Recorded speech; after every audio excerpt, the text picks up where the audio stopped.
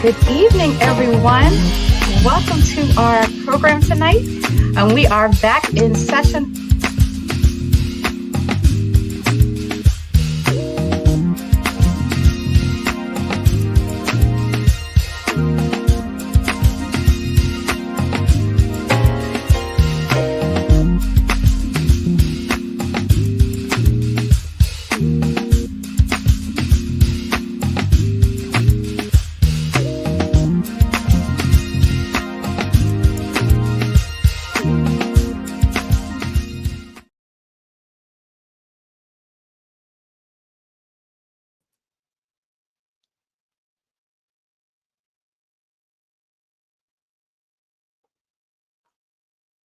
Hello, hello. Welcome to Mom's Night In. I am your host, Tanya Mae Avent, and I'm joined by my producer tonight, Miss Markeisha Green. Hi, Markeisha. Hey. Hello, everyone. Welcome to our show. Please join in the chat. Let us know who is with us tonight, who is joining us for our final show of 2024.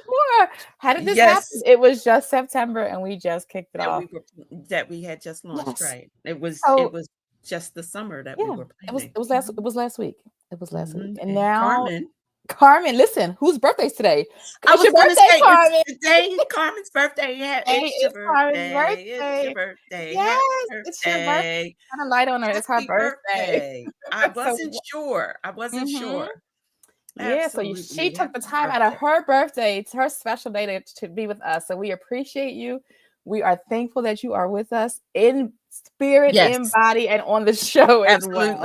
Absolutely. We are, yes, wonderful. So thank you so much for joining us. The cousin that I had that had the aortic surgery, his birthday was Monday. It's a blessing. Yes. Like people we're praying for and are going through medical situations, and to see them still be here and be on the other side, and God has brought them out. Thankful. So thankful.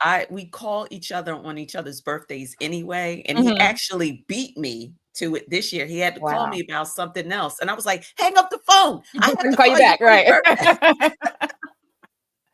Wonderful. I'm just so thankful that he's here. I really am. Yeah, we are. That's just, and I think tonight is all about that. It's all about God's answers to prayers. We even all of our guests. We've had guests that we've been on for each of our seasons, and really had some serious situations with their families or themselves, and we've been praying for them. I know I've personally been praying for each of them, but as our team is praying for them. And to have them on tonight, and all the ladies look amazing. I came on the backstage and I was like, wow. You did. I know. I was feeling good too. When I saw them, I was just like, I'm just so happy to see y'all. Yes. We can't wait. And then my dog was acting up and I had to get off.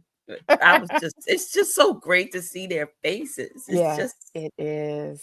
So it's going to be a good night. So join us, share with a friend. If someone is going through a difficult time, we always say it doesn't have to be the same situation, but their stories and their testimonies are just so beneficial and so helpful for all of us who may be going through something. So last week we had an amazing show. I wasn't here, but my team held it down. Oh my gosh. For the mother-daughter conversation. So I thought that was so good. Almost had me tearing up at the end. But it was good.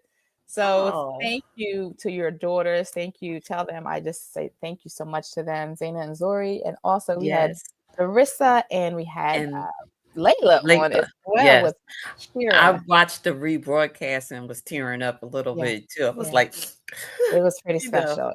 I said, we may need to do with some May again and bring maybe me and Deetra come on with our girls, since we weren't able. I had Deetra last minute had a medical issue, she couldn't join. So I know, and then you had and Ann was like, "Can we FaceTime?" I was like, "No, she's out being a mom." Right. Sorry, I could not join, but yes. Doing important stuff. Just as important. But I have to tell you, you make this effortless. Oh my gosh, because I was sitting there like, that's why I'm in the back. Listen, it wasn't always that way, so we bless God, because so Rebekah could probably say when she comes out first season, we had some some bumps, and we were finding our way, but we've been making it, and God is good. So just to recap, like we said, it's our last show of 2024, and we're moving into 2025. And so if you have not, we'll be off we won't be on for the next 2 weeks, but we will have broadcasts. We will put some broadcasts on for you to watch. So if you have nothing to do Tuesday night, which hopefully you do, it's Christmas Eve and New Year's Eve, but in case you do, we'll have those sharing for you in case you just need some encouragement there. And we want to just keep promoting our Sister I Got Your Back. That was our first special from December with Erica Riggins Brown joined us. So she does have her conference in Stamford, Connecticut on March the 14th through the 16th. And so if you go to her website, Sister I Got Your Back, I think we have that on the screen as well. If you go to her website and put in FFM for Faith-Filled Moms, you will get a discount on your registration. So if you missed that show, you should be able to watch the rebroadcast of that on Facebook. It's up. Show just about the power of sisterhood, the power of support, and just that conference is going to be amazing. So if you need to get away, if you feel like there's a change, if something's going on, you just need to get away and to be able to hear from God and to connect with other Christian sisters, I highly, highly recommend you go. She will also, I think she said she was going to have therapists there, each as part of she said that, as part of the program. Like it's part of the fee. You pay for it and everything. You will get some therapy over the weekend. Be powerful. When was it again? March 13th through 16th. March 13th to 16th. Yes. Yeah. There it is. Yeah. So go ahead and register there and come back and tell us about how it was. I can't go. I'm hoping some of our teams can go, but I have volleyball calls again, so we'll be out of town for volleyball that weekend. So I'm disappointed I'm going to miss it, but I know it's going to be powerful, and I'm waiting to hear the testimonies that come back from that. And before we get into our show, we just want to recap our shows from this season so far. So September, we did premature birth and NICU stays. Just great stories there. And so what we say, you may not have this experience right now, but in the future, if you know someone who's had a premature birth or I had a friend that just her daughter had a baby at 26 weeks, and I was like, well, we just did this topic. Please share with your daughter. Hopefully it'll encourage her. But that's what we want. We want these stories to be shared with people who may be living these things so that they can be encouraged as they're going through. So October was abuse. We talked about physical abuse, sexual abuse, and those shows. So those are really powerful as well. So if you know anybody that needs help in those areas, please share. And then our last month was loss of a father.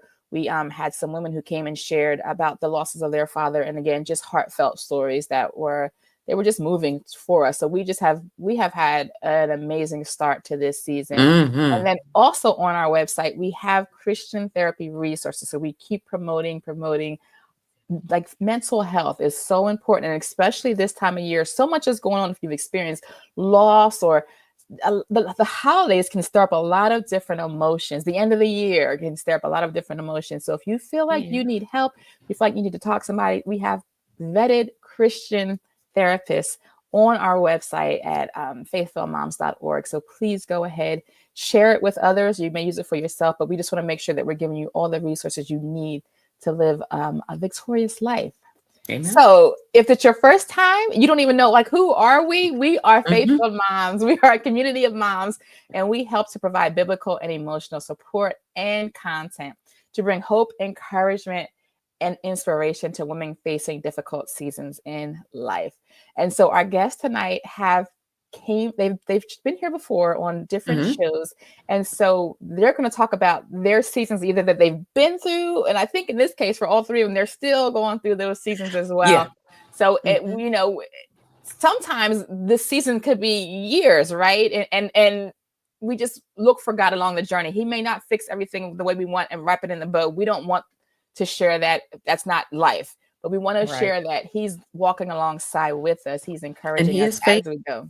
And He is absolutely faithful. So let's go ahead and pray, and then we're going to bring these guests out. So bow with me. Dear Heavenly Father, we thank you so much for allowing us to see another Tuesday, our final live Mom's Night In. We thank you for you being faithful to us, even along this ministry, God. And we just invite you in to these conversations tonight as we just see your hand along each of these three moms in their journeys, God. So we pray that you bless our time, bless everyone who's watching, whether it's live or the replay. Lord, you know exactly what they need to hear. You know exactly what encouragement they need in this time in their life. And I pray that we will be able to share and speak life into them, Lord. Be with our technology, be with everything that we need to make this show successful, and that those that would be watching would be closer to you, and that you would get the glory throughout this show tonight. In Jesus' name we pray. Amen. Amen. All right, Markeisha, I'm going to go ahead and say goodbye to you while I do our introduction.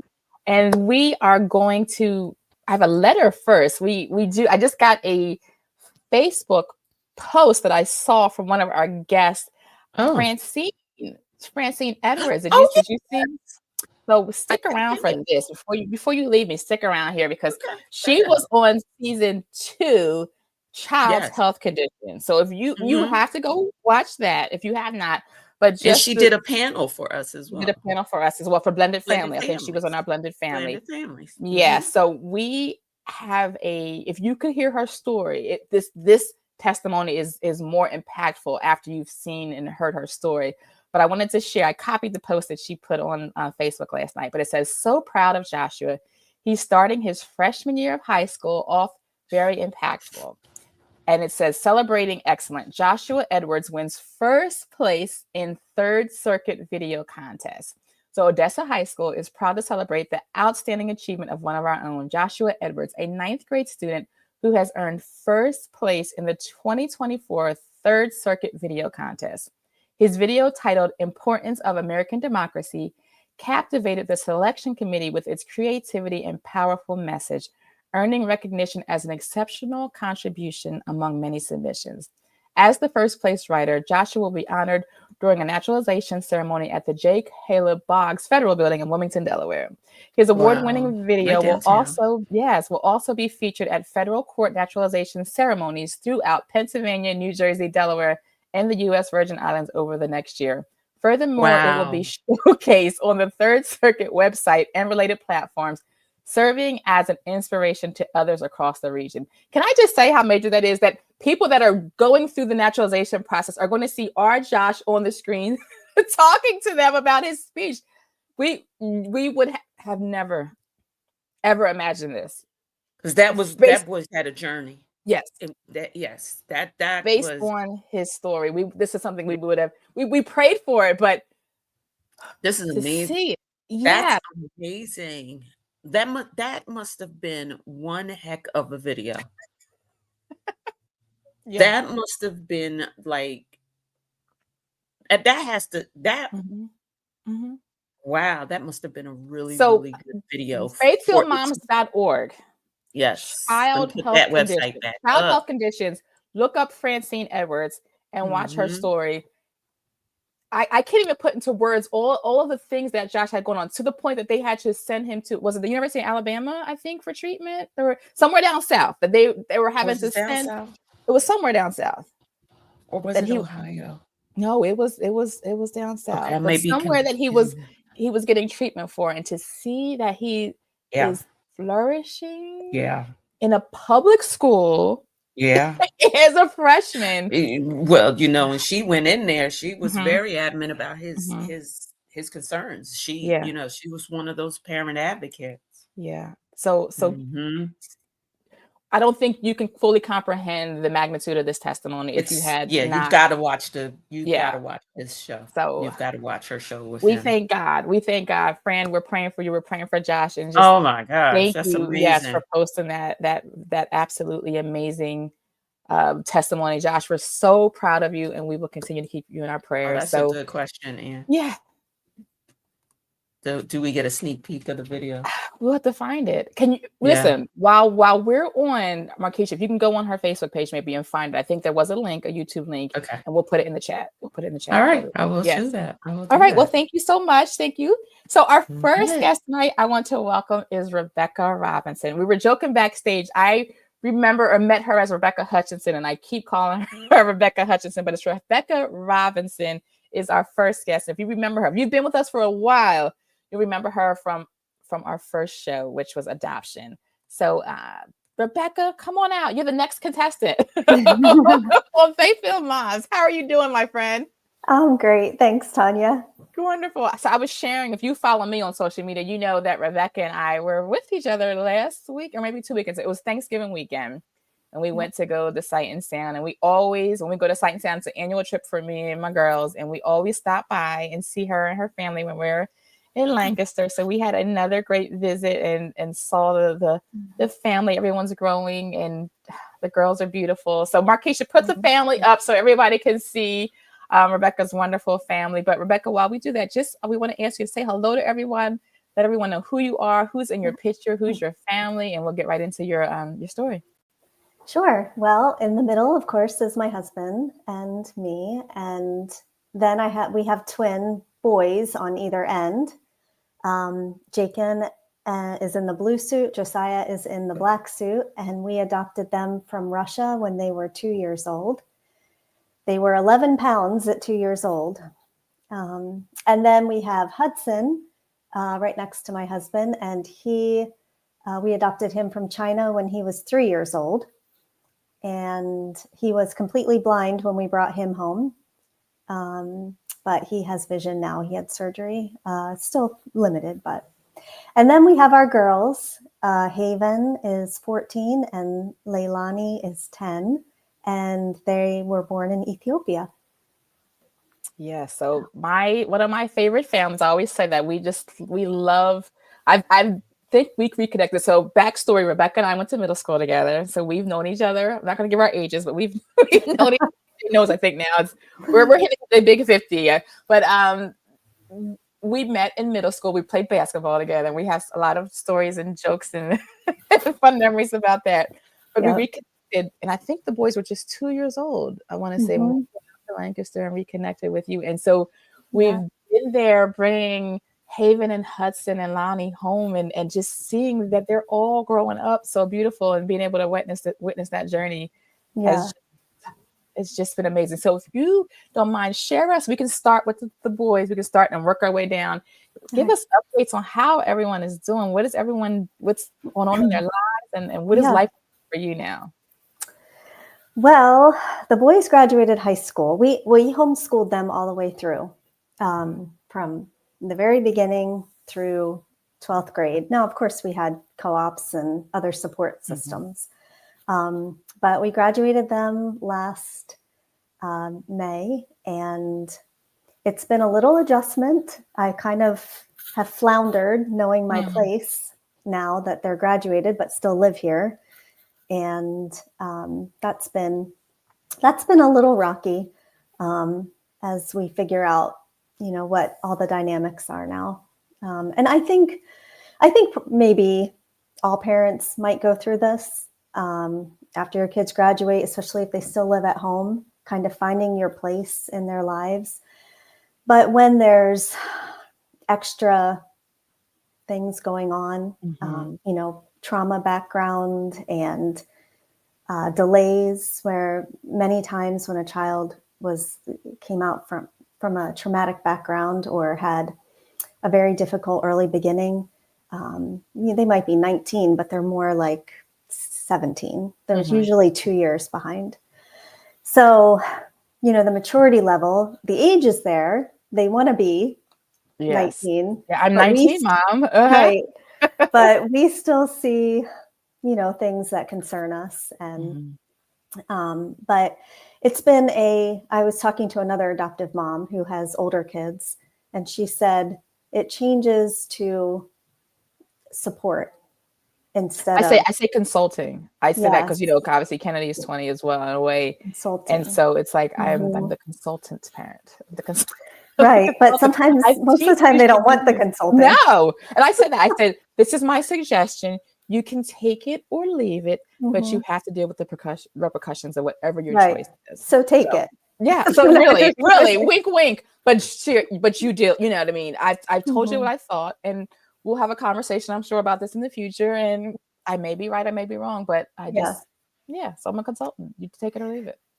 Yeah. So that's the boys. They're doing well, but it's there's things that we're still working through with them. And then Hudson is going to be 14 in January. And he's doing amazing in school.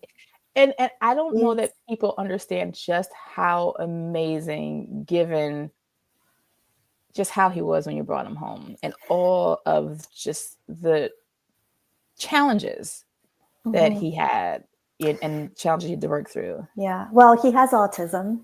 And of course, when we brought him home, he was blind. He had very thick cataracts, and we had surgery. We got surgery for him. But his vision is still not normal. But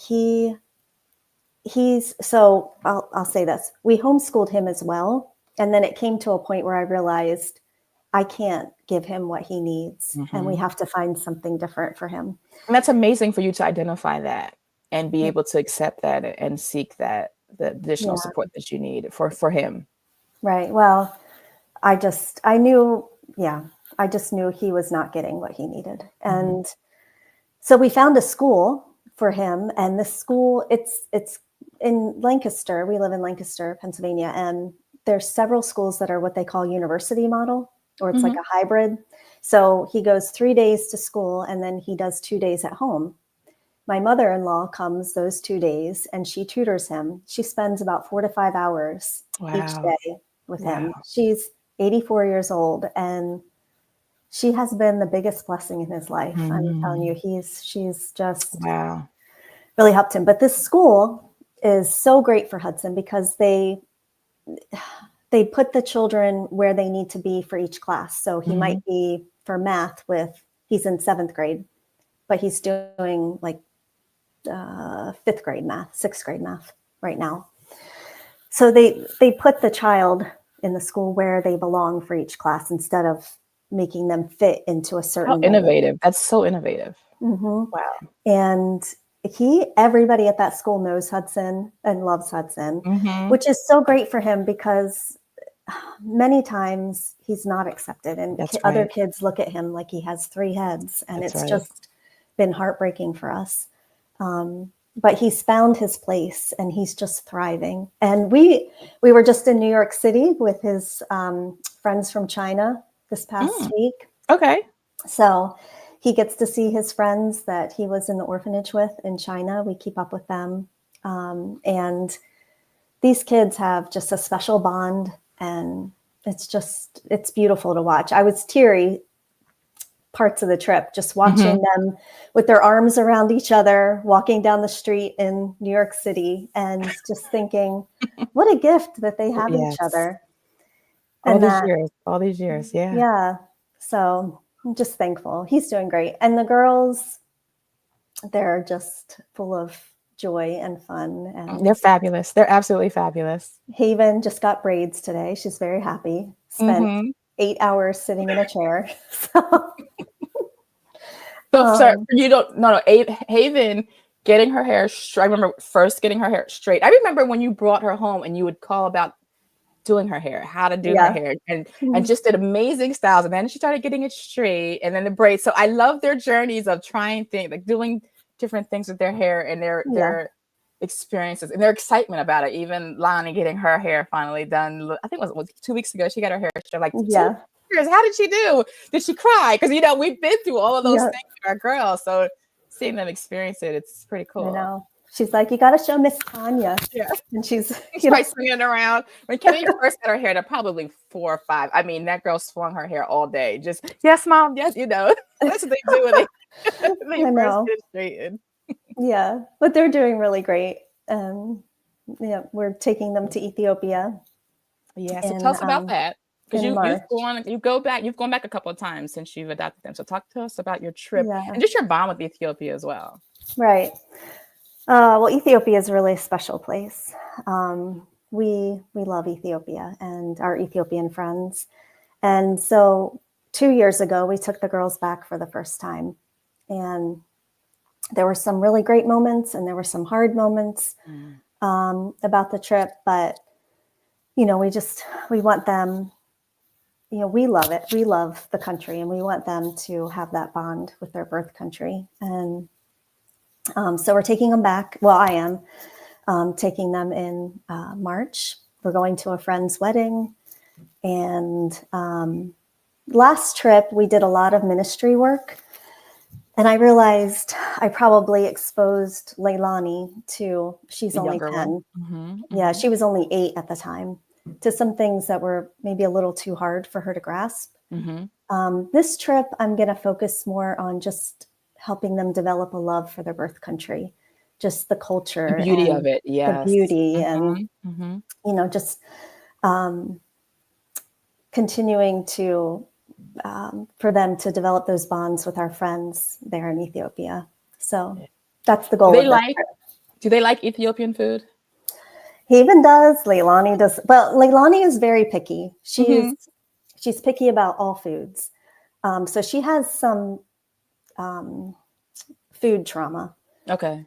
We've always dealt with that ever since she came home. She was very sick, had giardia, like distended stomach. And so she's always had food issues, and she continues to. So she won't really eat Ethiopian food, but there's other options. I brought a whole suitcase of food last time for her. I'm not kidding. The whole suitcase was dedicated to food. Yep. I brought loaves of bread, peanut butter and jelly, little things of mac and cheese, oatmeal packets, much to the chagrin. Our Ethiopian friends were not happy about that. They're like, Ethiopian mamas would never give this to their children. Right. I'm like, I know you're right, but we're trying to get Ethiopian mom. Right. Yeah. So Markeisha, I'm going to ask you to share the Ethiopian blankets that we have. So Rebekah has a lot of is it called fair trade goods? Am I saying that right? Yes, fair trade. So talk to us about what that is, and some of the products that you have. So if we're sharing these, because she is garnering, or I won't say, if you would like to support her and the girls traveling to Ethiopia, because it's very costly to travel for a family of 3 there. But some of the goods that she has, she is selling to help support their trip. So I think I bought one of those 2 years ago for my aunt for Christmas. And then we were there, and Cassie was with the dog on the bed with her throat. I should have brought that picture as well. But they're big, comfortable, beautiful blankets. So talk to us about some of the items that you have that people I have 2 of the today. blankets left.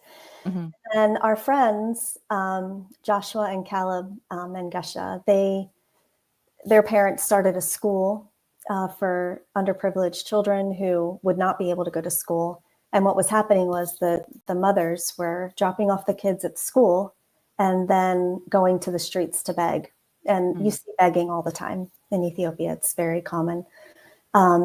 And so they saw that need. And so they started Infinite Leather. And so to train the mothers so that they wouldn't have to go to the streets to beg, to create leather products. And so I have some of their leather products. And so I don't have pictures of them here, but you're welcome to text me or email me, and I'll send some pictures of what we have. We have computer bags, pouches, or laptop bags. And then we have backpacks and purses and wallets and things that they've created. And then I have jewelry as well. Oh, I'm actually wearing these little clay. They have this black clay in Ethiopia, beads and things like that. So yeah, I have all kinds of things. I used to have a fair trade shop called Haven International, but we've closed the shop, but I still have the products. So you can connect with Rebekah. I think I saw you comment on our Faithful Moms Facebook page. So she is there. So feel free to message her if you would like any of those wonderful gifts. But they're, again, handmade in Ethiopia, and again, fair trade, and just a blessing. And they'll help support their trip to Ethiopia. So Rebekah, in closing, and I'm asking all of the moms this, I'm going to ask you a 2-parter. What is your prayer for yourself? And then what is your prayer for your children? And you can give us different prayers for each one of them, or however you want to say it. But what are your prayers for yourself and your family? Yeah. Well, prayer for my kids is just continued healing and direction. You know, our girls, 4 of our kids see a therapist to help them work through. We found a wonderful African-American woman who works with our girls, and you know, we just want healing for them. We want them to find their identity in Christ and to live a life of purpose, and to know that they are loved by their Heavenly Father, by us, and so many other people. And their early beginnings don't define them. In fact, God uses all of our pain for good. And so, that's my prayer for them. And they each have their own struggles. But, God is at work, and, and we see it, right? We see his hand. We've definitely seen his hand. And they're not only loved, but they're chosen too. I think that says something like a choice. You're chosen. We chose you. So right. Yeah. I'll continue to keep you in prayer. Prayerfully, our guests will as well. So thank you so much for being here, for sharing. I'm going to ask you to stick around. Feel free to stick around as we bring our other guests in. But thank you so much. And again, so Rebekah's story is on our website under the adoption. If you go to all of the categories, you can choose adoption, Rebekah Robinson. You can read her whole story about how she was able to, I say get your day, but how you were able to bring your children home. There's stories for each of them. There's stories of how you were able to choose them and bring them home, and then just more about your story. So faithfulmoms.org under adoption, you could find her story. So thank you again. My pleasure. My pleasure. So Markeisha, can we have our next guest, Miss Tamika, who we call Tammy Collick?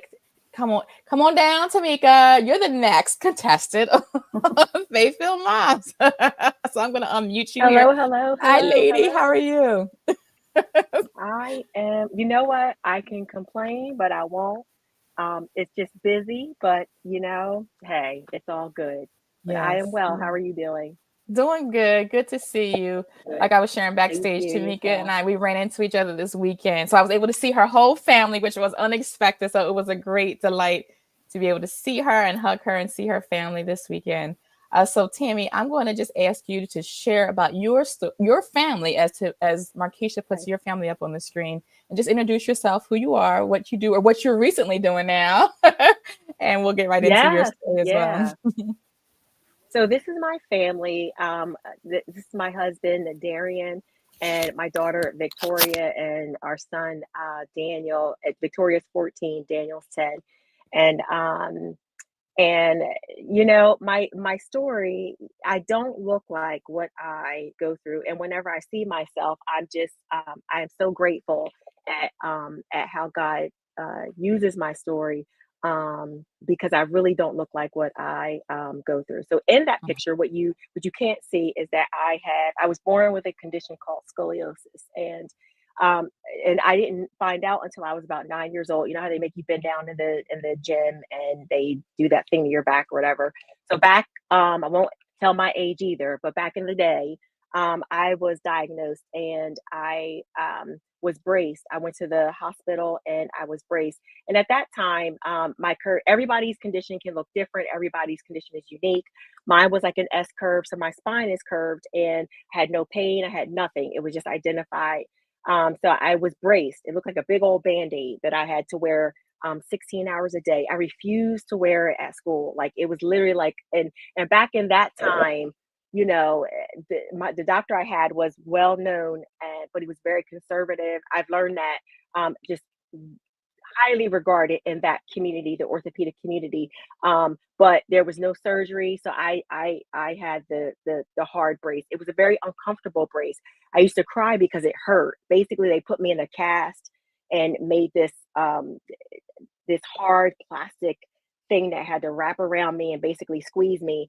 And where the curves are, the tech actually put his knee in it. So imagine making a cast where he puts his knee into it to basically push so that my spine, as I'm growing, my spine doesn't keep going out, but his knee print will keep my spine like from pushing out, but going straight. So imagine the discomfort.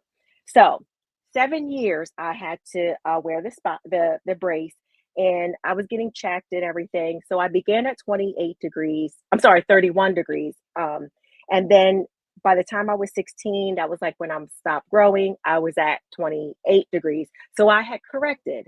3 degrees. And they said, you're going to stop growing, so I don't have to wear it anymore. So I was monitored. By the time I turned 21, I was still 30, like in that 28-degree range. And it was like, okay, you're fine. Now, mind you, I had no pain with it. There was nothing wrong. I played sports. I did everything that you could normally do during this time frame, but I had this condition. So I'm just going to kind of speed up everything, just kind of give you timelines. So that was age 21. 10 years later, I was in my first accident. I was rear-ended. And I believe that set off a series of events, because still, my pain that I was getting was coming from the accident, but that was like 2009, right? Then, mind you, I got married that year. I had a baby, and my daughter, she's 14 now. I had the best pregnancies with my kids. No, there really wasn't any spine pain, but I did have some pain, but I'm thinking from the accident and things like that. But I had my daughter at a birth center, standing up, in a bedroom. We were eating and going up steps. I was birthing a baby. So there were no complications from scoliosis. So, but things were getting worse and I didn't know it. So, and I'm just kind of filling in that blank because I had my son in 2014.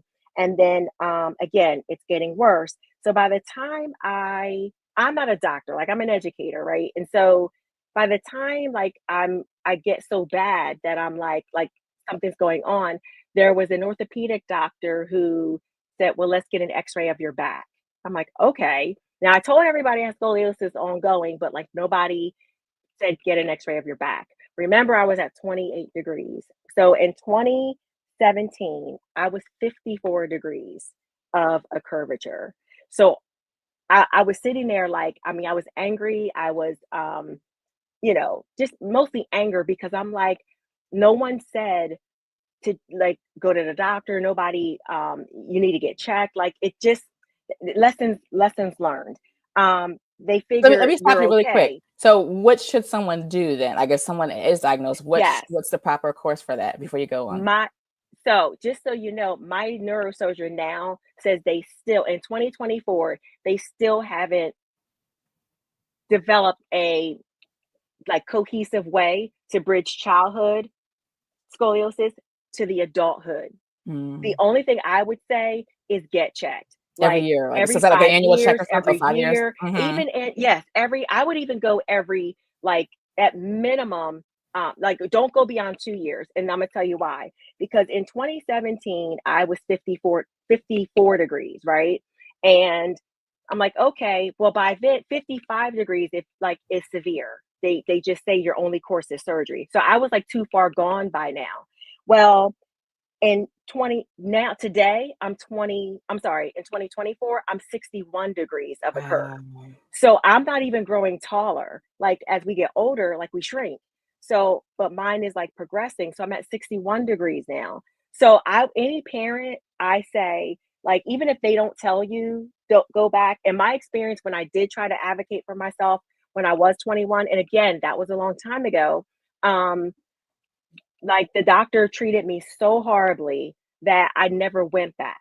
I was so angry, and I was just because he was basically I don't know what to do with this because I wasn't having any pain. And it was well, what do you want us to do? And I'm I don't know. I've been seeing a doctor since I was 9. They knew what to do. So I would say if you are a parent of a child, and I actually, one of my really good friends found out her son had scoliosis, and she told me about it, and she cried so deeply. And I realized, and I know it was the Holy Spirit, because I was don't look at my situation and compare it to your son. My story is not his. And she appreciated that from me, because the only thing she never had dealt with it before in her family. And they say it's hereditary, right? But she hadn't dealt with it. No one's had it. So by hearing me say his story is not mine, and I'm telling her, just advocate for him. Go in there, and then I even said, if you want me to talk to him, to say, listen, I know what it's like. The brace hurts, but it is so important that you do this for yourself. And then I said to her, get checked. So at this point, and there was a lot of other things that transpire over the course of this time, but right now, and you don't see in my picture that I now walk with a cane, because now there's so many other complications. There's osteoarthritis, there's bone spurs, there's spinal stenosis, there's so much. And like, again, I don't look like it, but inside I've got sciatic that's sitting on nerves and things like that. And so now, like my rib bone like touches my pelvis if I bend. Like it's like excruciating, like chronic pain. And so, one of my prayers that has always kept me, because I've been a believer, and of course we grow and mature as we get older, but I always just, I used to ask God, like, like, why me? Like, why me? And what I realized is that, and my husband said something that just resonated. He was like, sometimes, you may not experience a miracle like that immediate, like healing, but you have to have faith through the process. Through the journey. The journey. Yeah. And so one of the things that that I know has happened is that because I've learned, I'm still learning how to have faith through this health challenge. I also, it's grown me and strengthened me for other things that come.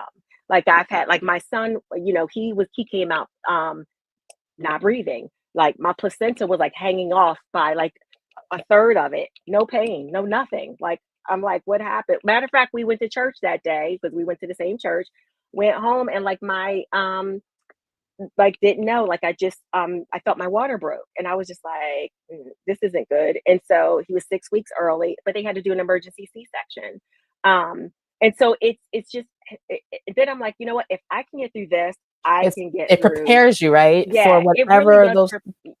Yeah, like it just prepares you for other things. So now, and the other thing too, I had my kids later in life, and so they're 14 and 10, but I worked, like I started like in education at like 20. Like I literally was in college at like 16. So I was actually teaching at 20. I have retired from education, and so this is like day 12. I think it's like day 12 as like a retired educator. And Congratulations. but one of the things, thank you. I said it's like, so matter of fact, like, yeah, it's like day 12 like of retirement. But God, I've really like just really, and again, leaving a lot of things out, seeking the Lord like for my life, wanting to know him deeper, and just for me, and just because there are other things that we're like facing, and I'm like, God, all right, like they keep coming, like we experienced a flood from hurricane, like just other things that we've had to like grapple with, and I'm like, geez, it feels like if it's not one thing, it's another, but he has seen me through it. And he strengthened us as a husband and wife and as a family. I mean, even down to like our doctor, how I came upon the neurosurgeon that also is a believer. And I'm just like, wow, like it's like Markeisha, put the picture up while she's sharing that so everybody can see. Yeah. Go ahead, because you brought an X-ray with you. But talk about that, because I think when we came last time, I don't think you had met the neurosurgeon, right? That was you were contemplating reaching out for that. Yes. And this is my spine. So and you'll see that it's like the shape of an S, and it's a dual curve. So at the top there, and actually at the top it's like, 58 degrees or something, the bottom 61, something like that. But basically it goes out and then comes out the other side. And if you look at it like really like closely, like you'll see even like down by my pelvis, like look how it like goes, like my spine is like going like up to the like left, right? And that's where like my rib, that floating rib is like touching the pelvis. It's like bone on bone. You can see it where there's like a little bit of space in between that rib. And so I fell, like I had fallen because it sits on my the sciatic nerve. But then it's like each of my vertebrae is like the perfect size. Like none of it's like, degenerated in the sense that, if I do go through with surgery, it would be I don't want to say easy, because it's a very difficult surgery. They would essentially have to take out T3, so thoracic 3, all the way down to L4, L5 take each vertebrae out. There's 16 of them. What? And then, cut it, take it out, put it back in, put the squishy stuff in, and then put 2 titanium rods and like basically like screw me back together. And with scoliosis, you can't go back to 0 degrees. It's going to go back to like 15 degrees. It can't go to 0. The thing of it is that my body only knows this. So it wreaks havoc on everything else. Like everything else remembers the curvy me. And so all the muscles and things. So it is like a 2-year total recovery to go through this. So part of my reason with retiring, when I was really seeking the Lord, and he gave me the date December 1st a long time ago, like to retire. And there's a whole story behind that too. But I was obedient and I did it. And I just can't tell you how things from December 1st on have like lined up where it's like, not just with like provision, but just like purpose, like, because there's more to me than being an educator. And through my spiritual journey, like I was seeing that, like being an educator is just that little part of me, but there's other things that I do. I run a nonprofit and I have a couple of businesses, I'm a wife and mom, like I'm a volunteer. So now I have time to really serve my gifts to these other areas. But that's the beauty of it, is that I'm not focusing on what I'm going through, but it's like, my desire is really like, how can I really just use my gifts to really just serve others. And so that's another thing that I've learned through the process is, you could sit here and sulk, but it's not going to change your outcome, right? It's still going to be curvy, right? And it's still going to hurt. Or you can, really do something about it. Call the doctors, ask the questions. So advocacy is a huge thing. But that came through boldness, right? So as I was growing spiritually, that boldness came because as I'm doing my own reading, I'm like, well, wait a minute, doc.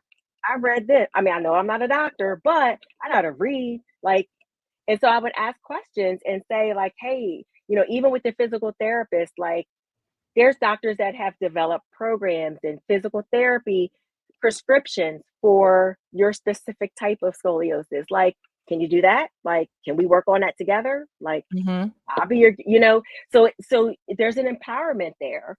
And I'm also thankful for my family because, one thing I said to my husband, in 2007, I guess, like I've known him for a long time, but we started to really get to know each other back in like 2005, 6.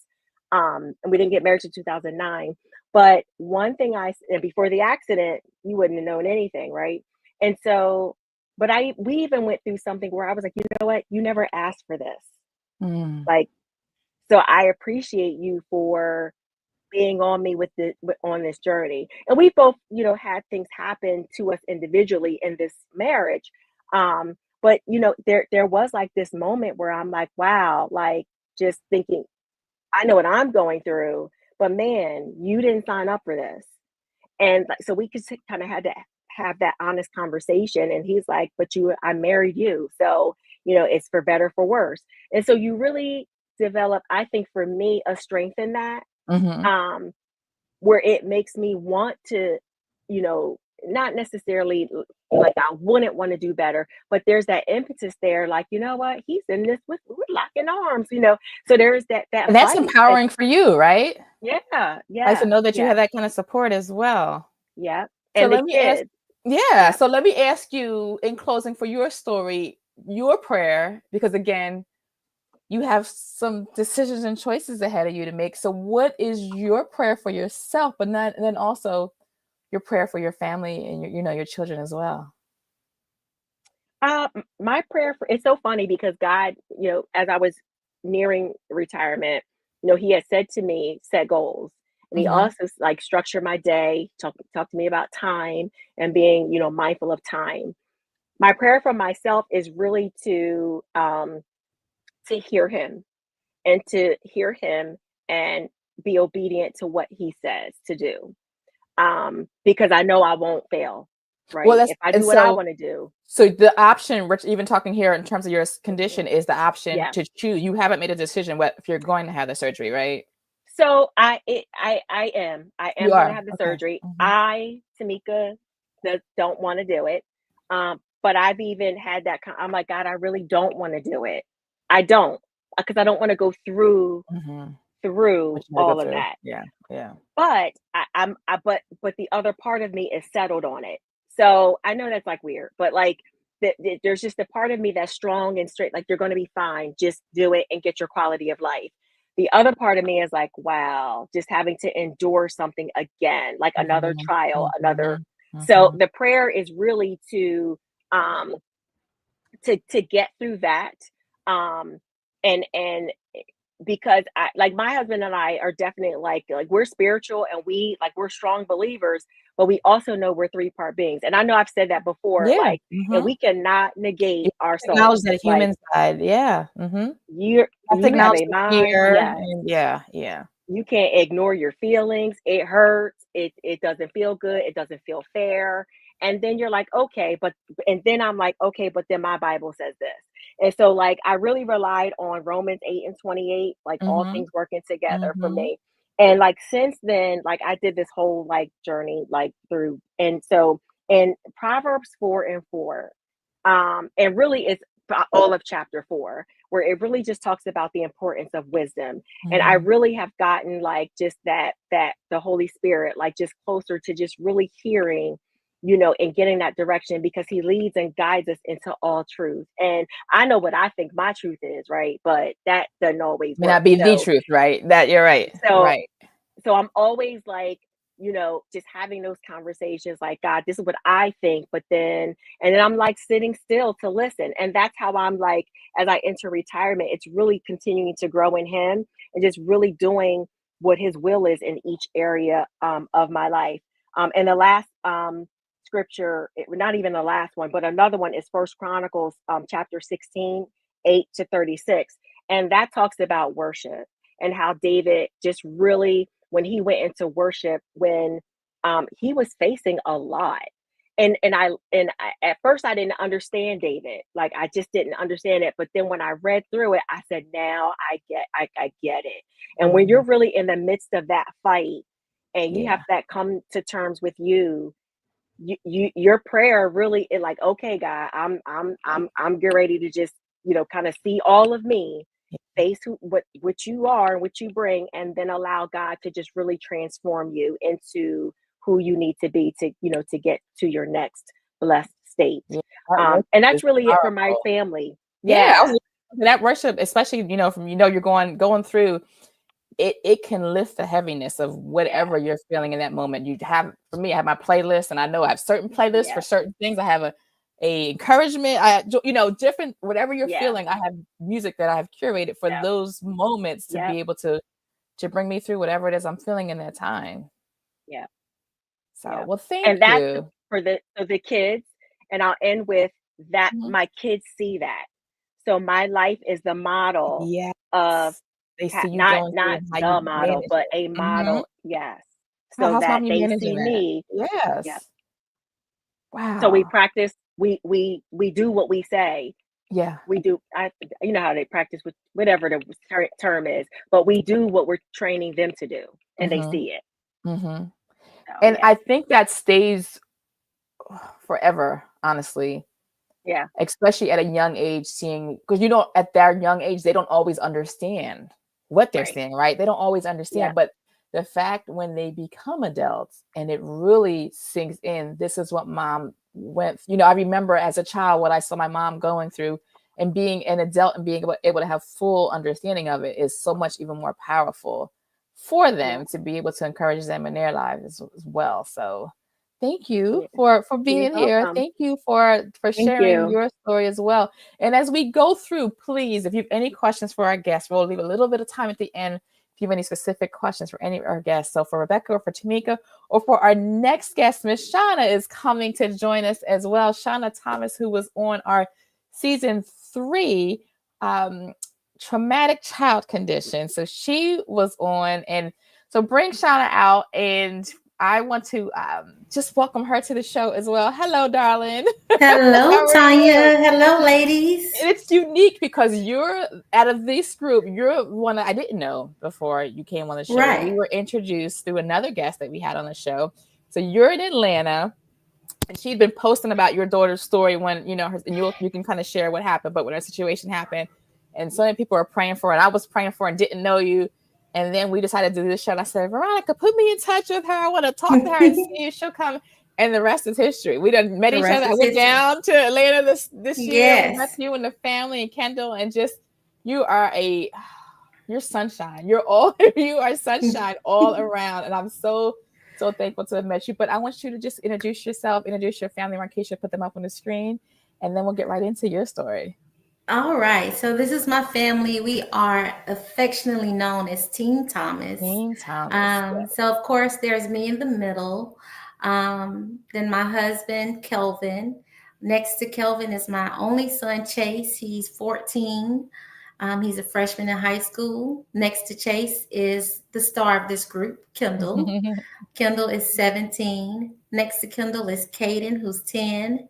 Above Caden is our oldest daughter, Cameron, who's 18.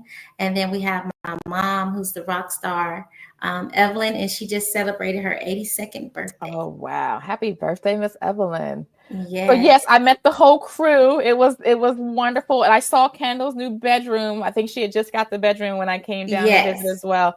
So again, Kendall's story is on traumatic child injury is her show. But just share, if people haven't seen your show, kind of talk a high level about your story, what happened to Kendall, and then you could bring us to where you are now, what's going on with her. Okay, so Kendall is my second oldest daughter, and she was the only girl on the football team. We're not talking flag, we're talking tackle. She was a nose guard. She also played in 5th grade. So in January, in the off season, the middle school and the high school trained together.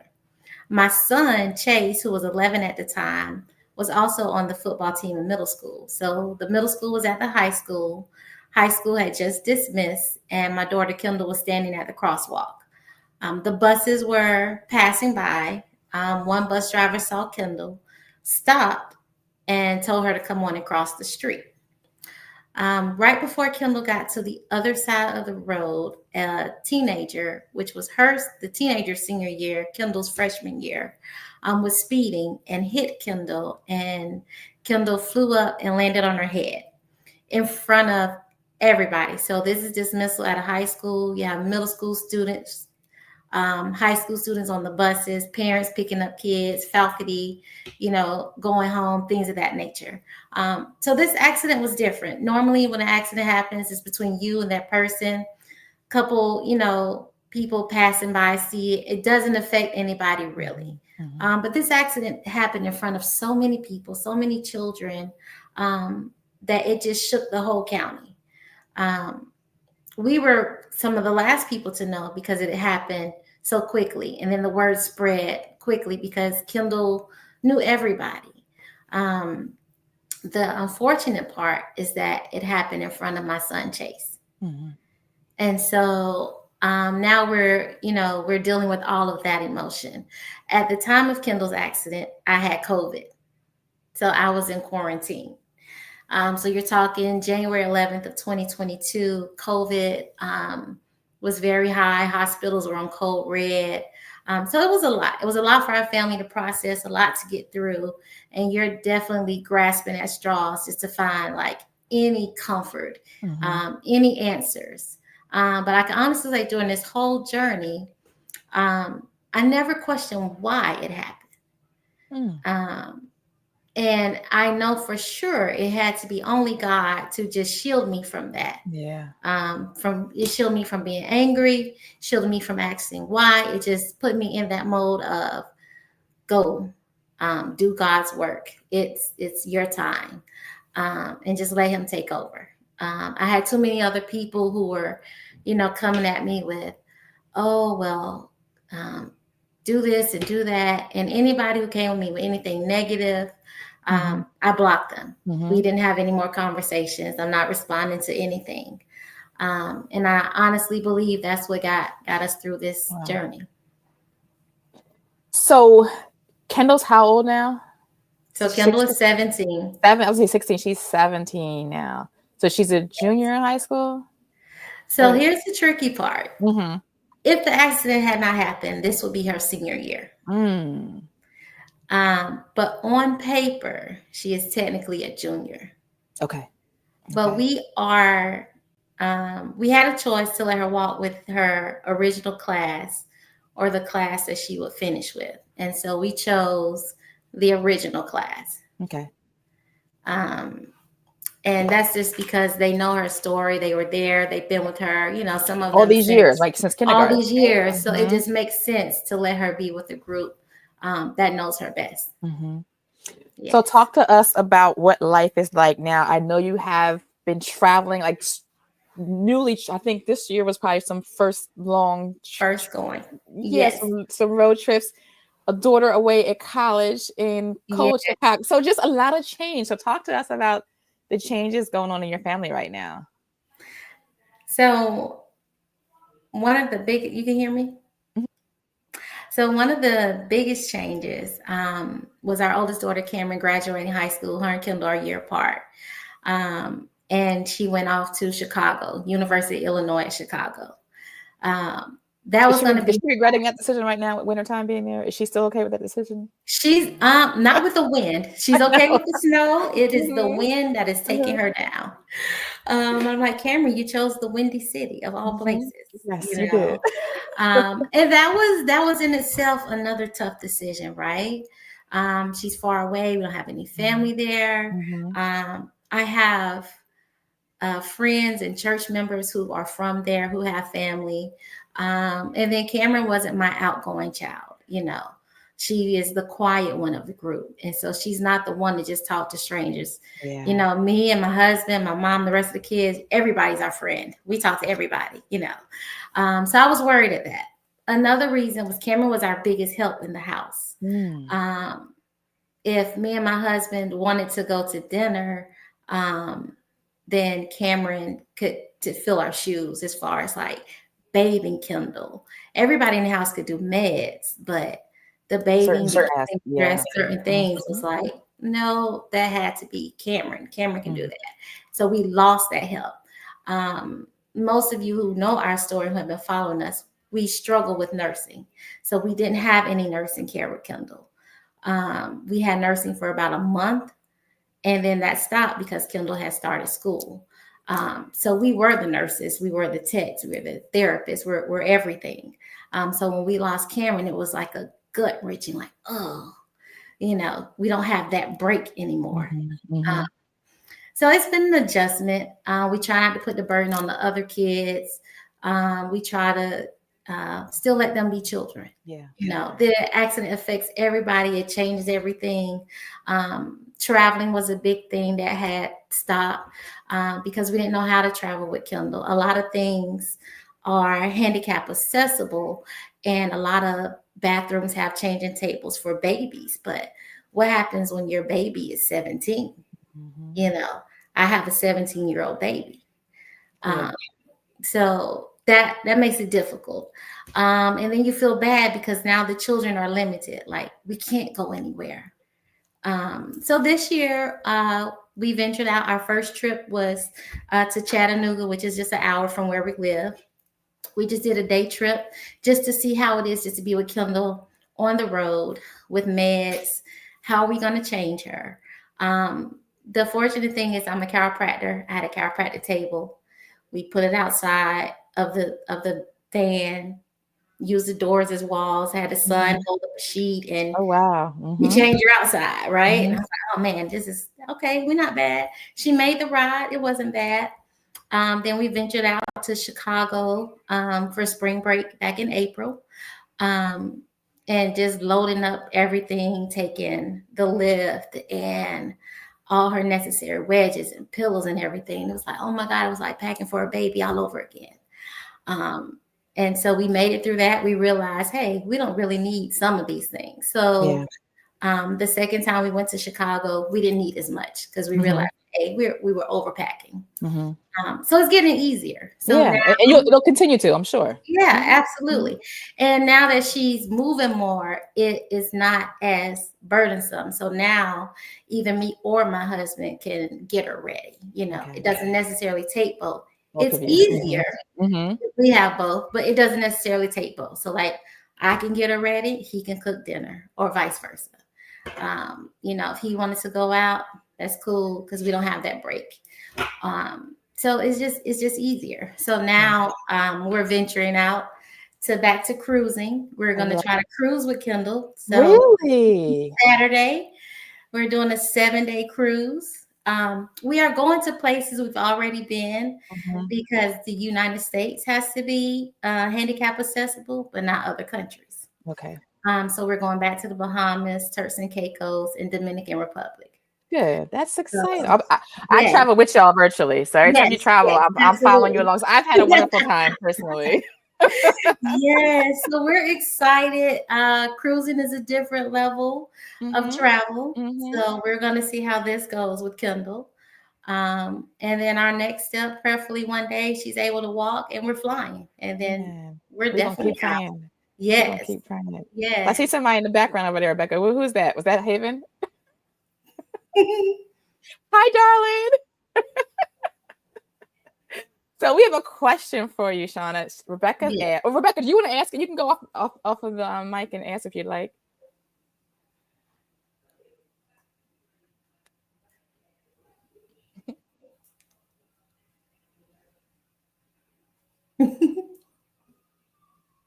We can't hear you. Are you muted? You're muted. Hold on, I'm muted. Okay. There you go. Now you can hear me? Yes, we can. Yes. I was just wondering how Kendall has dealt with her accident emotionally. Like, how does she deal with all the changes? Right. It's funny you asked that because I had just watched Jamie Foxx series, What Had Happened Was. And Jamie Foxx had a stroke and like 20 days of his life he didn't remember. And Kendall doesn't remember. She remembers COVID. Like she clearly remembers 2020. She remembers when Caden was born. So from you talking 2014 until 2020, those 6 years she has on lock. We can ask her anything between those years. She has it. The years after that and before that really are a little iffy. So definitely after. She remembers major things that happened after COVID, but it has to be really major. Like she doesn't remember our trip to Chattanooga. She doesn't remember like certain family members that came down to see her because of the accident. However, she remembers something major. Like she had opportunity to see Taylor Swift. She had an opportunity to see Beyonce. She had opportunity to go to a couple Falcon games. So it has to be really, really major. But other than that, if she met you in that time frame, if you come to see her now, she don't remember. She has a lot of videos on her iPad, which I was shocked, but I'm thrilled because it gives me a chance to see my old daughter, right? Yeah. And so she doesn't remember making any of them. So she looks at them as if she's looking at somebody, right? And she's laughing like it's, and I'll ask her about it. Not a clue. So for the children and myself, it was hard for us to accept that because it's like, dog, you missed like so many great moments, like you're gone. And so what we do is just tell her a story. Like, oh, Kendall, this time we did XYZ and you did this. And then she just laughs, just like she did the first time. She just doesn't remember. When it comes to the accident, she doesn't remember the accident. She doesn't remember being in the hospital. She's in the hospital from January to August. She doesn't remember any of that. And in some ways, I'm thankful because it was so. But I brought up Jamie Foxx because at one point during his show, he says, "Then boom, April 4th, I woke up."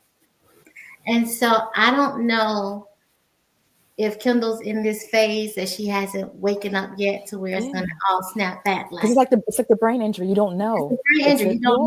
You don't know. And so I'm waiting for her wake up moment, where it's like, I'm back, So I think you answered part of what I'm about to ask you. Your prayer for yourself and your prayer for your family, and especially Kendall. So I'm sure that's one of the things they will definitely be praying for, just the healing of her brain injury as well. It's the healing of her brain injury, absolutely. So for Kendall, we're praying for her wake up moment. We're praying for her to walk. We're praying for her that memory to come back.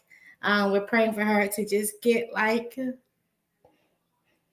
just back on track, you know. For my son Chase, he still has nightmares or just bad thoughts because he witnessed it. And I just pray for God to take away his what ifs of life, because he struggles with what if I could have stopped her? What if she didn't? You know, blame, almost like blaming. It's more like blaming. Like, what if I could have caught her? What if she would have saw the car? What if the girl wasn't speeding? You know. So I'm praying for God to take away his what ifs. I was going to say, because that impact his relationship with God too, in terms of how he relates to him and question him. So we'll definitely keep that in prayer as well. Wow. Yeah. For my daughter Cameron, I pray that she finds herself.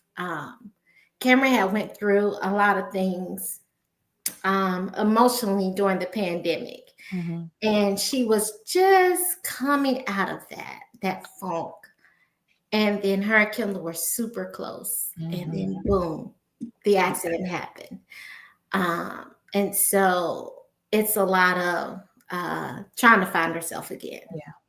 And so, and now she's in Chicago. So it's like, I don't know if she chose that to kind of get away, to kind of not deal, like if that's her way of dealing with things. Because wherever we go, somebody knows Kendall's story.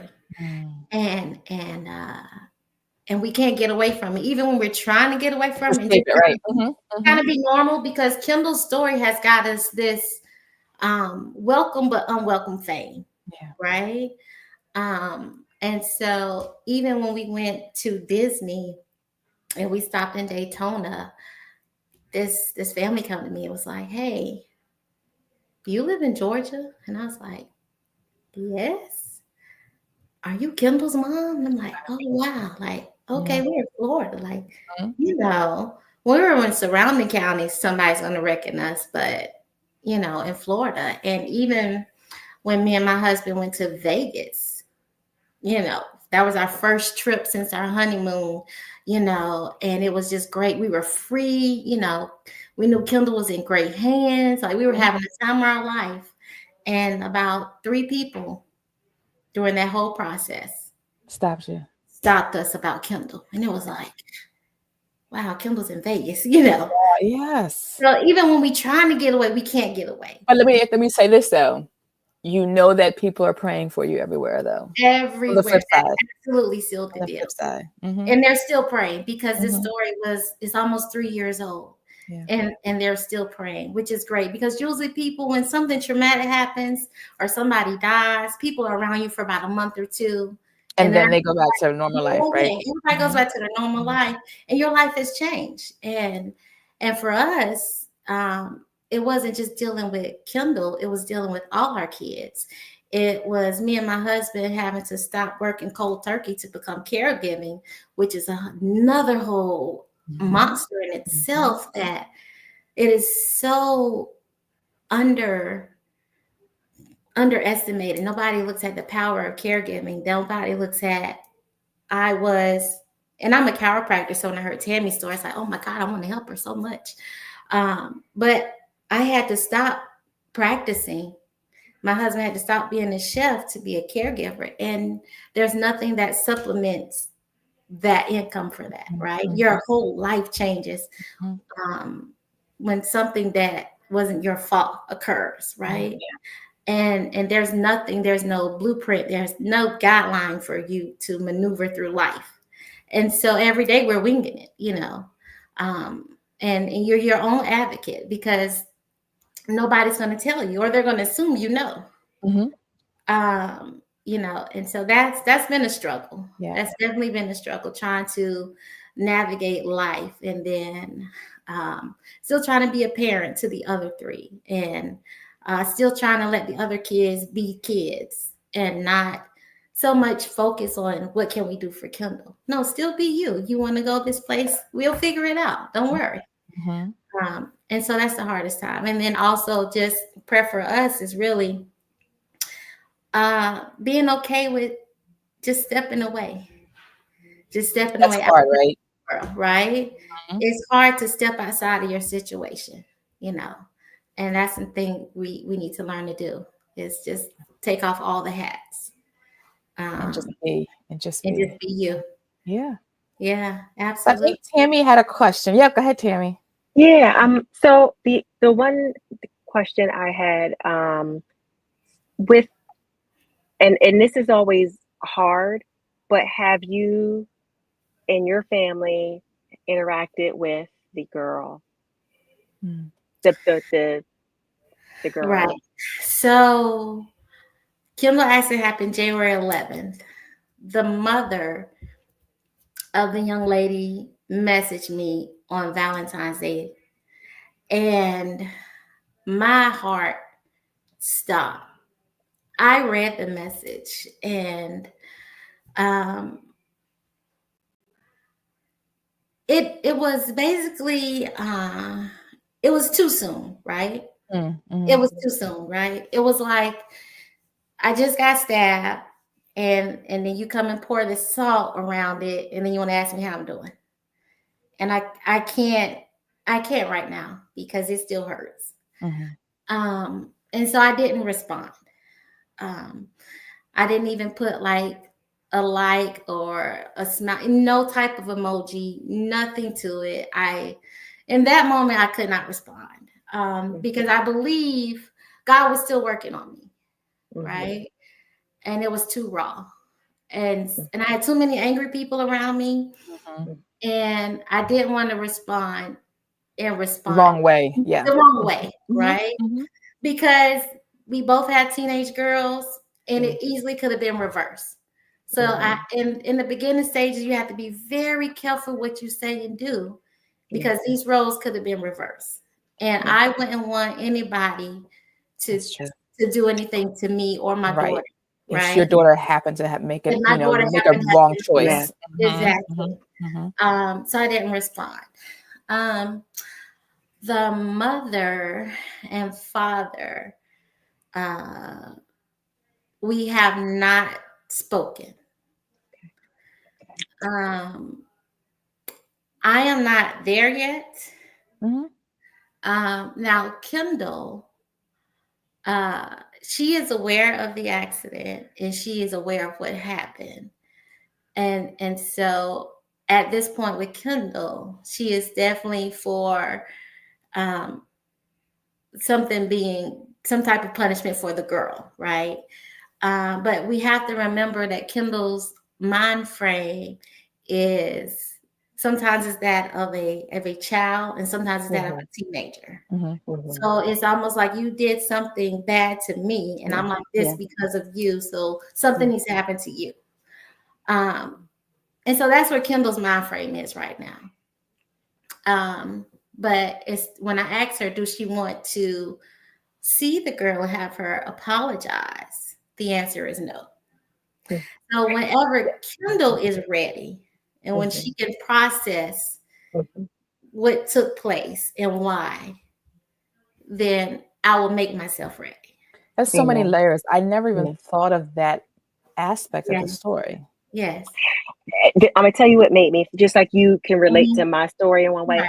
I was a special education coordinator, and I've seen situations where a child was typical one day, accident, and I got a traumatic brain injury, and we got to write an educational program.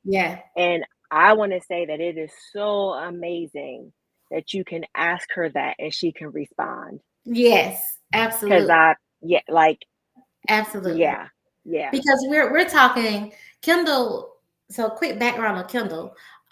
Kendall had to relearn everything. She was unconscious for 3 months. So when she woke up, we don't know if she just said this is mom and daddy because that's all she heard, and she's just gonna say, well, that's what they calling them, I'm gonna call them. To this day, we still don't know. Really? Yes. So she didn't know. She don't know if she knew that you were mom and dad, or if it was a learned, or just learning mom and dad. She learned. She did not speak until 8 months later. So she was silent. We just communicated through like symbols when she finally could open her eye. I mean, it just was so many layers. So a lot of things we're not sure. Some people ask, well, can Kendall do X, Y, Z? Well, I don't know. Let's see. Because every day she's doing something new because the brain is slowly waking up bit by bit. So we just kind of go with the flow. We go with the flow.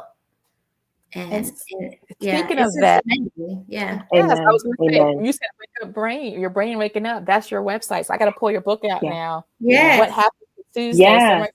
Her. So she wrote. So talk about your book. I don't want to talk for you. Talk about your book. Okay. What is this? So what happened to Tuesday is an account of just my personal thoughts of Kendall's accident. And it started out as me just really posting on Facebook, this is what's going on with Kendall. And I was posting almost every day for the first month. And then after that, I would only post once a week on Tuesday. And the more I posted, it became therapeutic. And the accident happened on a Tuesday. I think that's the point. It happened on a Tuesday. So that's where the title comes from. Mm-hmm. And the more I got into my feelings and opening up, I started posting. And so a lady from my church, Liddy Brown, shout out to you, Liddy. She basically said, stop writing this book. I'm going to put my money where my mouth is and finance this whole project. Wow. And I told her I didn't have time to write a book. I'm in the hospital. She said, you've been writing a book since you started posting. Mm-hmm. Mm-hmm. And I'm like, no, I don't even like to read. I can't write a book.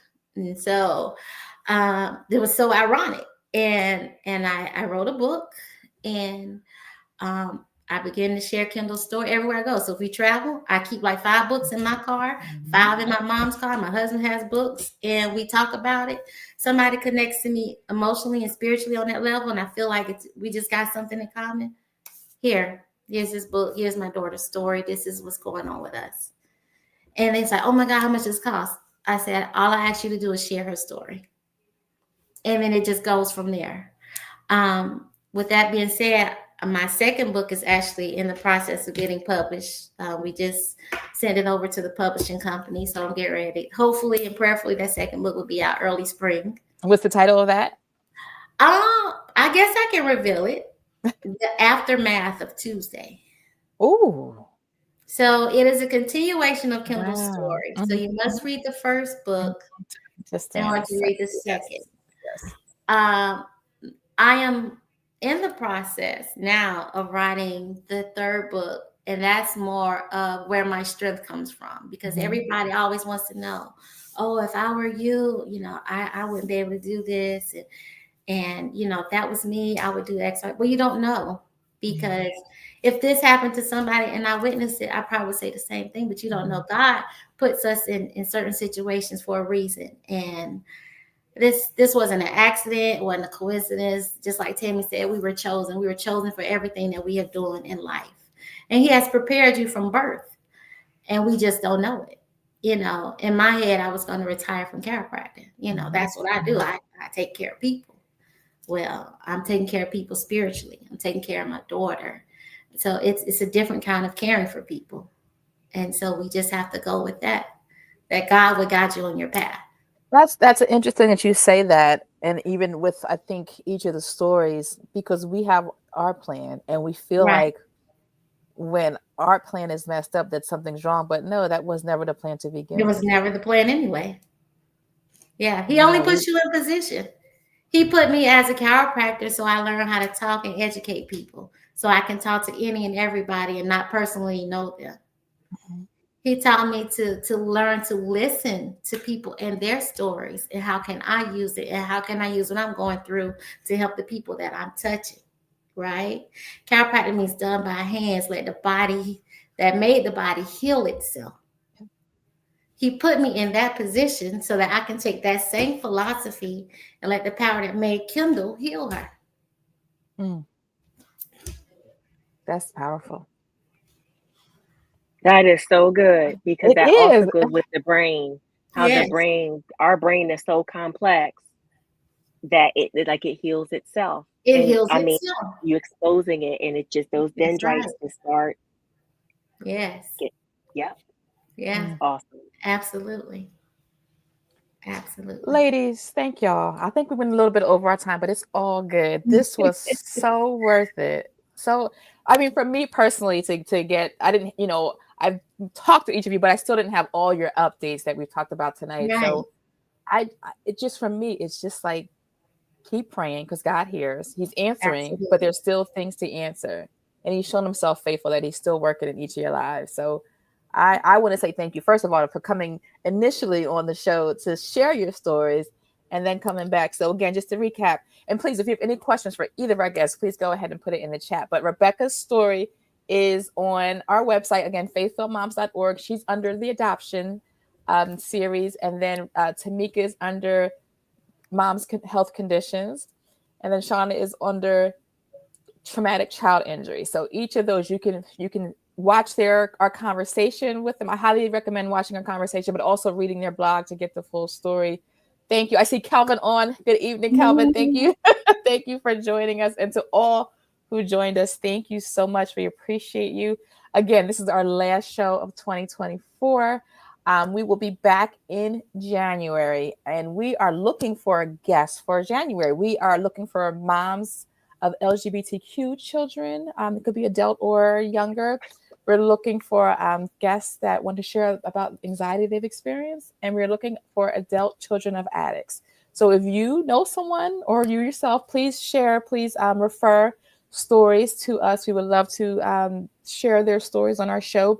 We're kicking off in January with loss of a job. So we have moms who have lost their job and are going to come and share about their experience and how they trusted God through that situation. But I'm excited to share the first Tuesday of January. If you watched our show or came to our retreat, Natasha, one of our therapists who is just a friend of ours, she's going to be coming back. She runs Speak Life Transformation is her. She's a therapist and she's also a life coach. She's recently started coaching me, so I'm excited to have her come out, and we're just going to do some goal setting, some vision board casting, and just going to have an amazing kickoff to January before we share our story. So, and Natasha's on our website as well. Her ministry, again, if you're looking for a coach or for a therapist as well, she's on there. But again, we are just excited about what 2025 is going to bring. So we want to thank you for joining us. Thank you to all of our faithful guests. If it's your first time, thank you for joining us. We pray that you have a wonderful Christmas, a happy, prosperous, and faith-filled new year. And we will see you in January. Thank you and God bless. Take care, everyone.